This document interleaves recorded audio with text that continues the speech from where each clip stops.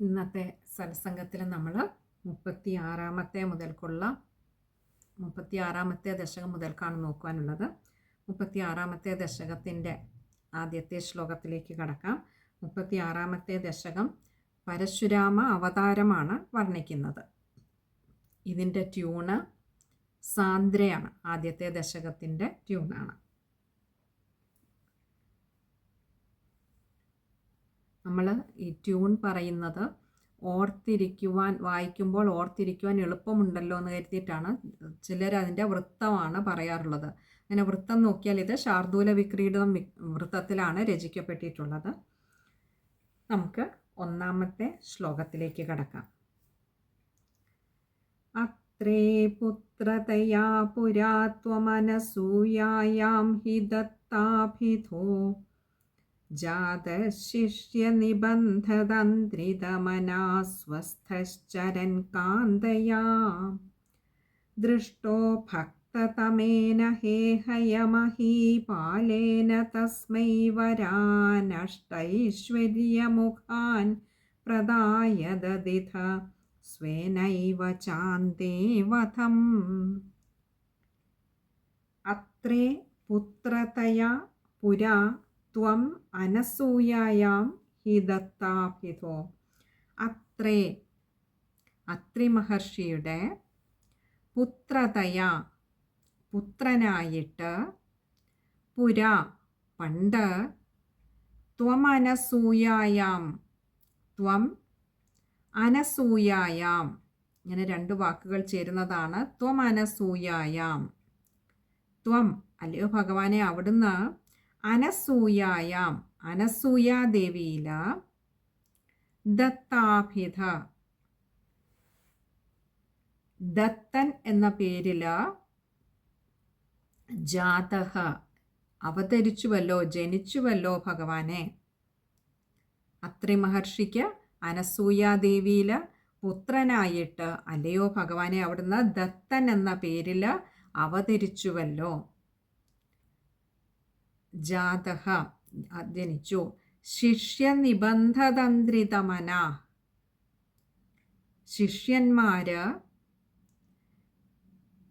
നിബന്ധിതന്ത്രിതമന അനുവർത്തിക്കുന്നതില് നിരുത്സാഹനായിട്ട്, അഥവാ ശിഷ്യന്മാരുടെയൊക്കെ നിർബന്ധ സ്വഭാവത്താൽ മടുപ്പ് തോന്നിയിട്ട് നിബന്ധതന്ത്രിതമന അവരുടെ ആ നിർബന്ധ സ്വഭാവത്താൽ മനസ്സ് വല്ലാതെ മടുത്തിട്ട് സ്വസ്ഥശ്ചരൻ കാന്തയ സ്വസ്ഥഃ ചരൻ ഇങ്ങനെ രണ്ട് വാക്കുകൾ ചേരുന്നതാണ് സ്വസ്ഥശ്ചരൻ. സ്വസ്ഥമായിട്ട്, ചരൻ എന്ന് പറഞ്ഞാൽ സഞ്ചരിച്ചു.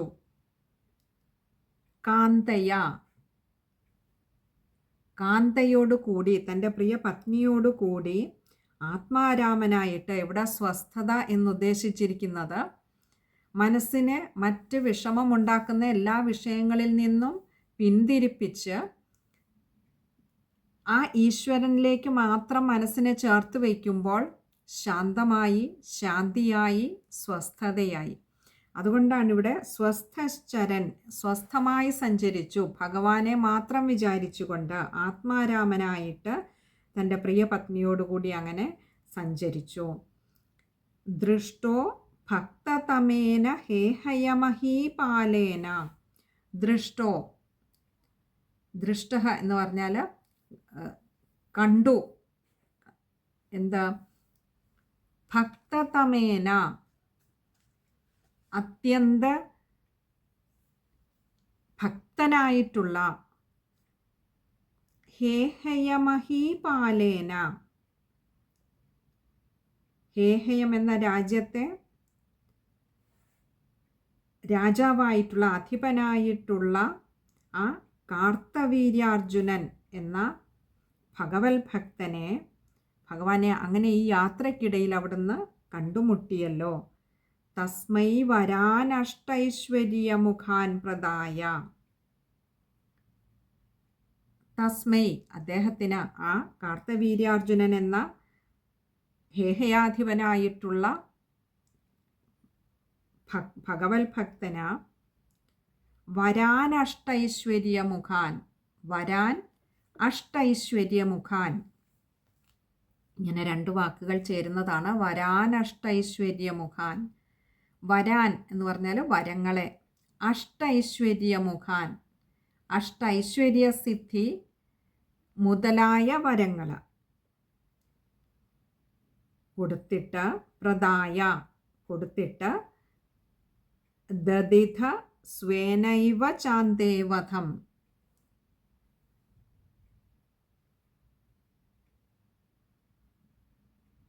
പിന്നെ ഒരു വരവും കൂടി കൊടുത്തു. ഇങ്ങനെ അഷ്ടൈശ്വര്യങ്ങളും തുടങ്ങിയ അനേകം വരങ്ങൾ കൊടുത്തിട്ട് ഒരു അനുഗ്രഹവും കൂടി ഭഗവാൻ കൊടുത്തു. എന്താ? ദദിഥ കൊടുത്തു. എന്താ?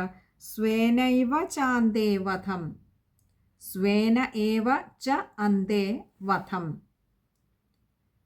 സ്വേനേവ അങ്ങ് തന്നെ നിമിത്തമായിക്കൊണ്ട്, ച അന്തേ വധം അവസാനം അങ്ങ് തന്നെ നിമിത്തമായിക്കൊണ്ടാവും കാർത്തവീര്യാർജുനന് വധവും ഉണ്ടാവുക, അല്ലെങ്കിൽ മരണം സംഭവിക്കുക എന്നുകൂടിയൊരു അനുഗ്രഹം, ഭാഗ്യം വരമായി കൊടുക്കുകയും ചെയ്തു.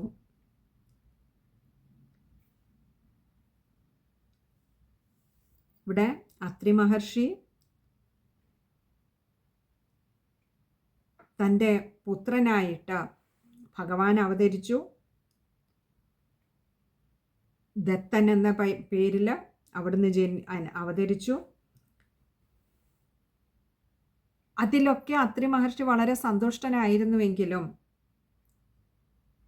അത്രി മഹർഷിയുടെ സമാധിക്ക് വിഘ്നം വരുത്തുന്ന ശിഷ്യന്മാരുടെ ആ നിർബന്ധ ബുദ്ധി അത്രി മഹർഷിയെ വല്ലാതെ അലോസരപ്പെടുത്തി, വല്ലാതെ മനസ്സിനെ ചഞ്ചലമാക്കി, മടുപ്പുളവാക്കി.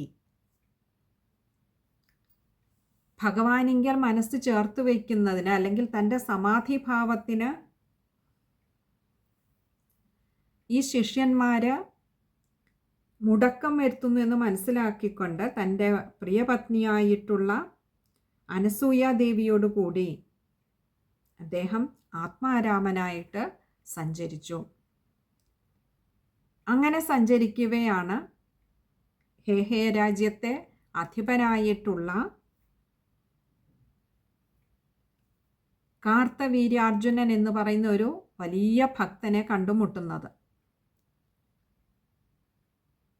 അങ്ങനെ യാദൃശ്ചികമായി കണ്ട അദ്ദേഹത്തെ ഭഗവാന്റെ ഭഗവത് വിചാരങ്ങളിൽ ആ ഭക്തന്റെ മനസ്സ് എത്രമാത്രം ദൃഢമാണ് എന്ന് കണ്ടിട്ട് അദ്ദേഹത്തിന്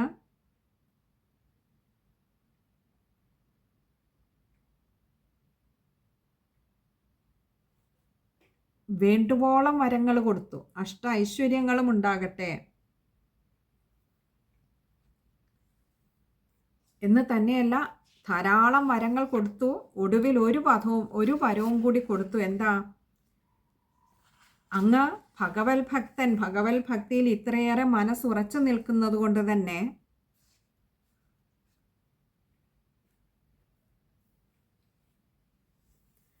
അവസാന കാലത്തിൽ അങ്ങേക്ക് മരണം ലഭിക്കുക, അതും ഭഗവാന്റെ കരം കൊണ്ട് തന്നെ ആകും എന്നൊരു അനുഗ്രഹവും കൂടി കൊടുത്തു. മറ്റൊരർത്ഥത്തിൽ പറഞ്ഞാൽ ഭഗവാന്റെ കരം കൊണ്ട് മരണം സിദ്ധിക്കുക എന്ന് പറഞ്ഞാൽ മോക്ഷത്തെ തന്നെ ലഭിക്കുമെന്ന ഒരു ഉറപ്പും കൂടി അദ്ദേഹത്തിന് കൊടുത്തു.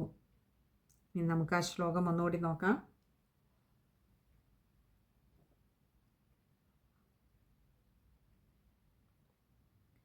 അത്രേ പുത്രതയാ പുരാ ത്വമനസൂയായാം ഹി ദത്താഭിധോ ജാതശിഷ്യനിബന്ധതന്ത്രിതമനസ്വസ്ഥശ്ചരൻ കാന്തയാം ദൃഷ്ടോ ഭക്തതമേന ഹേഹയമഹീപാലേന തസ്മൈ വരാനഷ്ടൈശ്വര്യമുഖാൻ പ്രദായ ദദിഥ സ്വേനൈവ ചാന്തേ വധം. ശ്ലോകം വായിക്കുമ്പോൾ ശ്രദ്ധിക്കേണ്ട കാര്യങ്ങൾ: അത്രേ എന്ന് പറയുന്നിടത്തൊരു വിസർഗമുണ്ട്, പകുതി ഹകാരത്തിൽ വായിക്കുക. അതുപോലെ ത്വം അനസൂയായാം, അത് പദം പിരിക്കരുത്, അവിടെ ചേർത്ത് തന്നെ വായിക്കുക. ത്വം അനസൂയായാം. അതുപോലെയാണ് ജാതശിഷ്യ നിബന്ധതന്ത്രിതമനാസ്വസ്ഥശ്ചരൻ, അത് കഴിയുന്നതും അവിടം വരെയും ചേർത്ത് തന്നെ വായിക്കുക.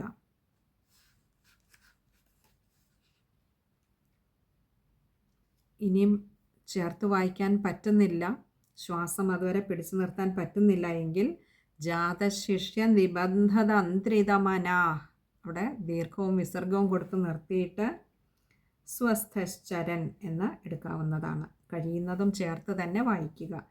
അതിൻ്റെ അടുത്ത വരിയിലും ഹേഹയ മഹീപാലേന, അത് ചേർത്ത് തന്നെ വായിക്കുക. പിന്നെ വരാനഷ്ടൈശ്വര്യമുഖാൻ, അത് ചേർത്ത് വായിക്കാൻ പറ്റുന്നില്ലെങ്കിൽ വരാൻ എന്നെടുത്തിട്ട് അഷ്ടൈശ്വര്യമുഖാൻ എന്ന് താഴെ വായിക്കാവുന്നതാണ്.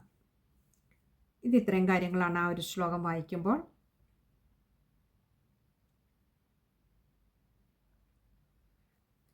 ശ്രദ്ധിക്കേണ്ടതായിട്ടുള്ളത്. ഇനി അടുത്തത് രണ്ടാമത്തെ ശ്ലോകമാണ്. സത്യം കർത്തുമഥാർജുനസ്യ ച വരം തച്ഛക്തിമാത്രാനതം ബ്രഹ്മദ്വേഷി തദാഖിലം നൃപകുലം ഹന്തും ച ഭൂമേർഭരം സംജാതോ ജമദഗ്നിതോ ഭൃഗുകുലേ ത്വം രേണുകായാം ഹരേ രാമോ നാമ തദാത്മജേഷ്വവരജ പിത്രോരഥാസമ്മതം. സർവത്ര ഗോവിന്ദനാമസങ്കീർത്തനം. ഗോവിന്ദ ഹരി ഗോവിന്ദ. സത്യം കർത്തുമഥാർജുനസ്യ, സത്യം കർത്തും അഥ അർജുനസ്യ, ഇങ്ങനെ 3 വാക്കുകൾ അവിടെ വരുന്നുണ്ട്. സത്യം എന്ന് പറഞ്ഞാൽ സത്യം തന്നെ, സത്യം കർത്തും എന്ന് പറഞ്ഞാൽ സത്യമാക്കുവാനായിട്ടും, അഥ അർജുനസ്യ പിന്നീട്, അഥ എന്ന് പറഞ്ഞാൽ പിന്നീട്, അർജുനസ്യ ആ അർജുനന്, കാർത്തവീര്യാർജുനന്, ച വരം വരം നൽകിയ, തച്ഛക്തിമാത്രാനതം തച്ഛക്തിമാത്രാനതം എന്ന് പറഞ്ഞാൽ ആ കാർത്തവീര്യാർജുനൻ്റെ ശക്തി ഒന്നുകൊണ്ട് മാത്രം, ആ പരാക്രമം കൊണ്ട് മാത്രം, ബ്രഹ്മദ്വേഷി തദാഖിലം നൃപകുലം, ബ്രഹ്മദ്വേഷി ബ്രാഹ്മണരെ ദ്രോഹിക്കുന്നവരായിട്ടുള്ള അല്ലെങ്കിൽ വേദങ്ങളെ നിന്ദിക്കുന്നവരായിട്ടുള്ള, തദാഖിലം അഖിലം എല്ലാ, നൃപകുലം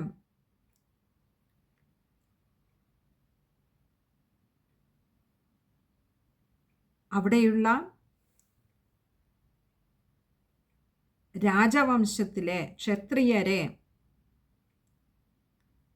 ഹന്തും ച ഭൂമേർഭരം, ഹന്തും ച നിഗ്രഹിക്കുന്നതിന് വേണ്ടിയിട്ടും, അതായത്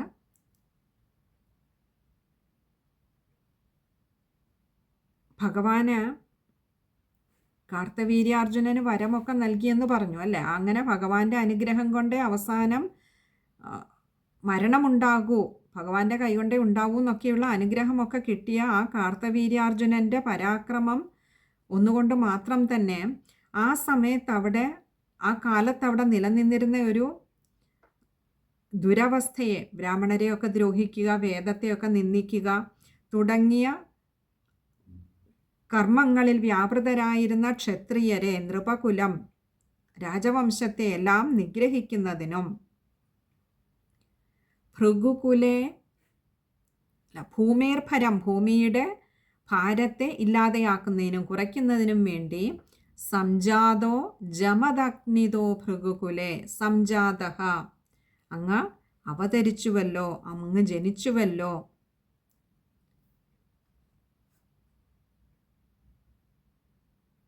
ജമദഗ്നിതോ ഭൃഗുകുലെ. ഭൃഗുകുലെ ഭൃഗുവംശത്തിൽ, ഭൃഗുകുലത്തിൽ. ജമദഗ്നിത ജമദഗ്നിയിൽ നിന്ന്. ത്വം രേണുകായാം ഹരേ. ജമദഗ്നി മഹർഷിക്ക് തൻ്റെ പ്രിയപത്നിയായിട്ടുള്ള രേണുകാദേവിയിൽ, അല്ലയോ ഭഗവാനെ, അവിടുന്ന് അവതരിച്ചുവല്ലോ. രാമോ നാമ തദാത്മജേഷ്വരജ. രാമോ നാമ അങ്ങും എന്ത് പേരോടെ അവതരിച്ചത്? രാമൻ എന്ന പേരോടുകൂടി തന്നെയാണ് അവിടുന്ന് അവതരിച്ചത്. നമ്മൾ ആദ്യം പറഞ്ഞത് കാർത്തവീര്യാർജുനനായിരുന്നു. ഇപ്പോൾ പറഞ്ഞത് അങ്ങ് രാമൻ എന്ന പേരോടുകൂടി, അതായത് പരശുരാമൻ എന്ന പേരോടുകൂടി തന്നെ. രാമൻ എന്ന പേരോടുകൂടി വന്നു, പിന്നീട് പരശു എന്ന പേര് ചേർത്ത് പരശുരാമൻ. ആ കഥയൊക്കെ നമുക്ക് പിന്നീട് വരുന്നതാണ്. അപ്പോൾ ഇവിടെ പറയുകയാണ്, രാമൻ എന്ന പേരോടുകൂടി തന്നെ അവിടുന്ന് ജമദഗ്നി മഹർഷിക്ക് രേണുകാദേവിയിൽ, തൻ്റെ പ്രിയപത്നിയായ രേണുകാദേവിയിൽ പുത്രനായിട്ട് ഭഗവാനെ അവിടുന്ന് അവതരിച്ചുവല്ലോ. പിത്രോരഥാസമ്മതം. തദാത്മജേഷു അവരജഃ. തദാത്മജേഷു അവരജഃ അവരുടെ പുത്രന്മാരിൽ. അവരജഃ എന്ന് പറഞ്ഞാൽ ഭഗവാനെ അവിടുന്ന് ജന്മമില്ലാത്തവനാണ്. ഈ ജമദഗ്നി മഹർഷിക്കും രേണുകാദേവിക്കും മറ്റു പുത്രന്മാരുണ്ടായിട്ട് അവരിൽ ഏറ്റവും ഇളയവനായിട്ടാണ് ഭഗവാനെ അവിടുന്ന് അവതരിച്ചത്. പിത്രോരഥാസമ്മതം. പിത്രോഹോ അഥാഹ, ഇങ്ങനെ രണ്ട് വാക്കുകൾ ചേരുന്നതാണ് പിത്രോരഥാസമ്മതം. പിത്രോ എന്ന് പറഞ്ഞാൽ ഭഗവാനെ അവിടുന്ന്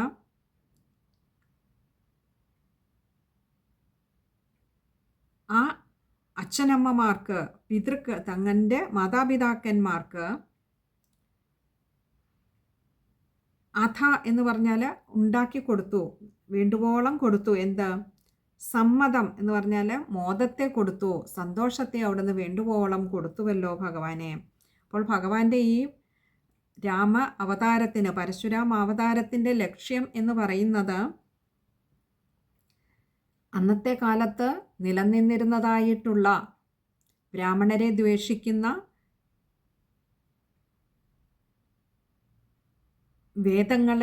വേദ തത്വങ്ങളെയൊക്കെ നിഷേധിക്കുന്നതായിട്ടുള്ള രാജവംശത്തെ അല്ലെങ്കിൽ ക്ഷത്രിയരെയൊക്കെ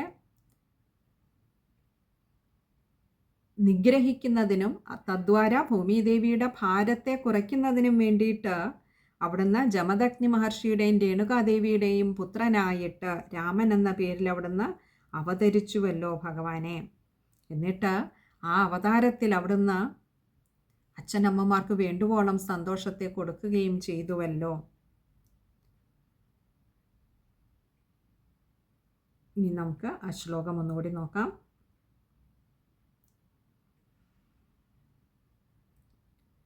സത്യം കർത്തുമഥാർജുനസ്യ ച വരം തച്ഛക്തിമാത്രാനദം ബ്രഹ്മദ്വേഷി തദാഖിലം നൃപകുലം ഹന്തും ച ഭൂമേർഭരം സംജാതോ ജമദഗ്നിതോ ഭൃഗുകുലേ ത്വം രേണുകായാം ഹരേ രാമോ നാമ തദാത്മജേഷ്വരജ പിത്രോരഥാസമ്മതം. ശ്ലോകം വായിക്കുമ്പോൾ ശ്രദ്ധിക്കേണ്ട കാര്യങ്ങൾ: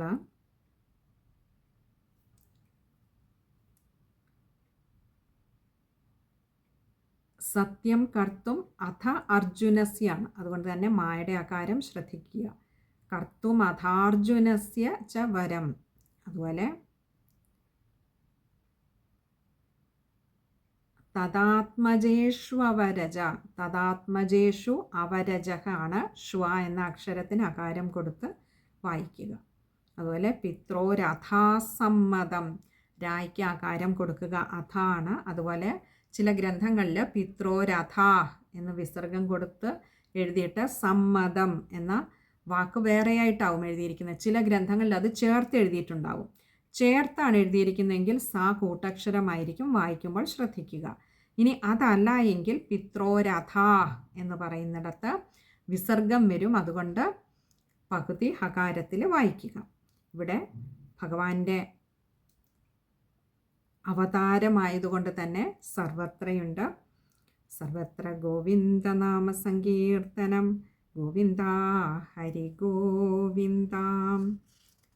നമ്മളപ്പോൾ ഈ 2 ശ്ലോകങ്ങളിലായിട്ട് ദത്തൻ എന്ന പേരിൽ അവതരിച്ചു ഭഗവാൻ എന്ന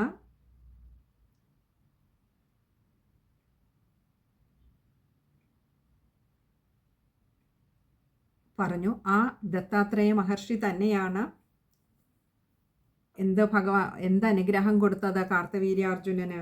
ഭഗവാന്റെ കൈകൊണ്ട് മാത്രമേ മരണമുണ്ടാവുകയുള്ളൂ എന്ന്, അല്ലെ? ഭഗവാന്റെ തന്നെ അവതാരമാണ്. ഭഗവാൻ തന്നെയാണ് ആ തൻ്റെ ഭക്തൻ്റെ ഭക്തിയിൽ സന്തോഷം തോന്നിയിട്ട് സന്തുഷ്ടനായിട്ട് അങ്ങനെയൊരു വരവും കൂടി കൊടുത്തത്. നിനക്ക് എന്നിലേക്ക് തന്നെ വന്നു ചേരാം മരണശേഷം എന്നൊരു അനുഗ്രഹവും കൂടി കൊടുത്തത്. ഇവിടെ അതിനുള്ള കാലം അടുത്തു വന്നപ്പോൾ ഭഗവാൻ തന്നെ വീണ്ടും രേണുകാദേവിയുടെയും ജമദഗ്നി മഹർഷിയുടെയും പുത്രനായി അംശാവതാരം കൊണ്ടിരിക്കുകയാണ്, രാമൻ എന്ന പേരിൽ തന്നെ. ഇനിയും എന്താണ് നടക്കാൻ പോകുന്നത് എന്ന് അടുത്ത ശ്ലോകത്തിൽ നമുക്ക് കാണാം. നമുക്ക് 3-ാമത്തെ ശ്ലോകം അടുത്ത സത്സംഗത്തിൽ കാണാമെന്ന് കരുതുന്നു. ഹരേ കൃഷ്ണ.